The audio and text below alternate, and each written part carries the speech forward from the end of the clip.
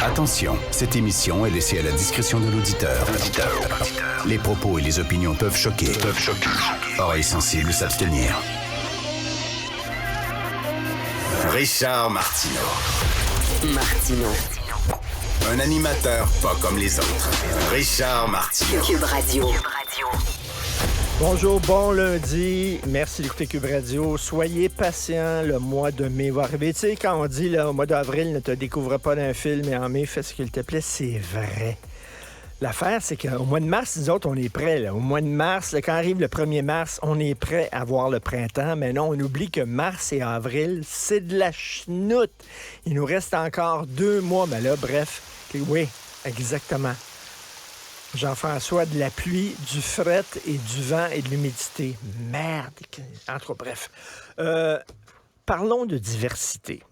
Le mot à la mode. Alors, à Radio-Canada, sur le site de Radio-Canada, on parle d'un documentaire qui a été réalisé à Edmonton et à Calgary qui s'interroge sur la représentation de la diversité canadienne au sein de l'industrie des bières artisanales. Ça a l'air que dans les microbrasseries, ce n'est pas assez diversifié. Voici maintenant, tu sais, je pense comme ça, là. Voici maintenant des industries où effectivement il manque de diversité. Les fabricants de bretelles, pas beaucoup de diversité là-dedans. Les éleveurs d'abeilles, les embaumeurs, tiens, les testeurs de déodorants, les promeneurs de chiens.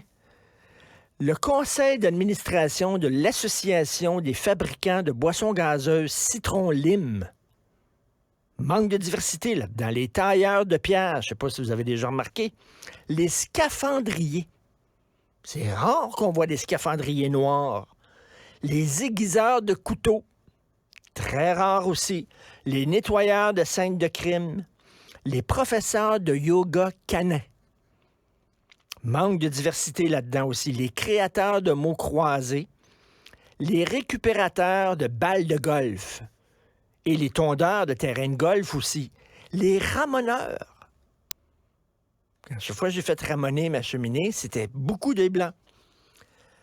La question à se poser, c'est est-ce qu'il y a des gens au sein de l'industrie canadienne des bières artisanales?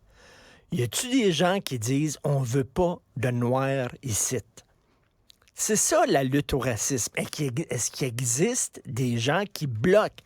Après ça, est-ce qu'on va commencer à dire ça prend une représentativité au pourcentage près dans chaque industrie? C'est pas ça la lutte contre le racisme. La lutte contre le racisme, c'est est-ce qu'il y a des gens qui bloquent les noirs? Maintenant, s'il y a moins de Noirs qui se lancent dans la bière artisanale, ben qu'est-ce que vous voulez? C'est ça qui est ça. L'idée, c'est on les bloque-tu. Là, c'est rendu un documentaire sur le manque de diversité au sein de l'industrie des bières artisanales. Taboire! Commence à être pointu en Christie, là. Ça se peut-tu qu'on est en train de capoter un peu sur la diversité, là? Ça se peut-tu, là? Il y a un livre qui vient de sortir en France qui s'intitule « L'entreprise face aux revendications identitaires ». C'est co-écrit par Brice Couturier. Brice Couturier, les journalistes culturels. Il a accordé une entrevue au Figaro. Je parle souvent du Figaro parce que c'est un journal qui lutte beaucoup contre la folie woke. Et il dit, en entreprise, même en France, c'est rendu complètement débile. Il dit, c'est une chose d'éviter que des personnes subissent un malaise au travail. Mais c'est autre chose que de faire de ce malaise une revendication et d'en faire porter la cause à quelqu'un qui n'en a même pas conscience. Là, il dit, le phénomène woke s'étend et atteint aujourd'hui les rives de l'entreprise, même en France.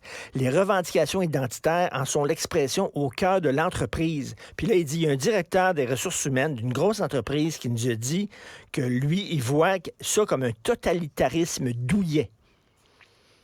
Alors, l'idéologie woke, c'est quoi? C'est communautariste, c'est ultra sensible aux appartenances religieuses, fondamentalement hostile à la culture de la méritocratie, c'est-à-dire donner le poste à la meilleure personne. Non, c'est pas ça.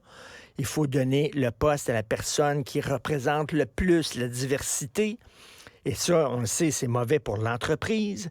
Et là, Brice Couturier, le co-auteur de ce livre-là, il dit, ça fait que dans une entreprise, il n'y a plus des travailleurs. Avant, il y a des gens qui s'identifiaient comme étaient travailleurs. Là, maintenant, non, il y a des lignes de fractures raciales, sexuelles, politiques.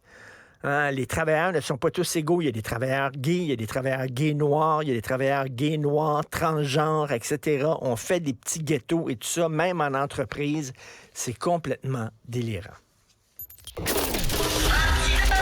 Martino,